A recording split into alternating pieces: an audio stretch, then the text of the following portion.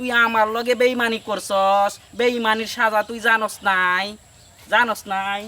ওই আমি আমি এই শহরের গডফাদার।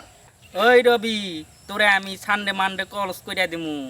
আমি আমি এই শহরের গডফাদার। আর তুই পুস্কি অফিসার হইয়া তুই আমার বাইরে গ্রেপ্তার করছস, তুই বড় অন্যায় করছস।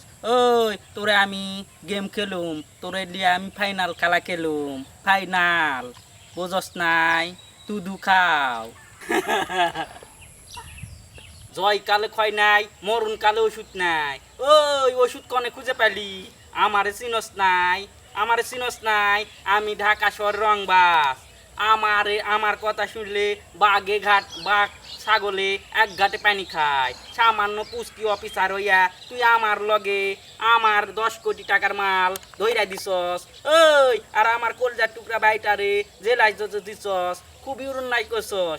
ওই রবি, তোরা আমি সানডে মানডে কুলুস কইরা দিমু, বান্দরবন অথবা ট্রান্সফার কইরা দিমু একদম।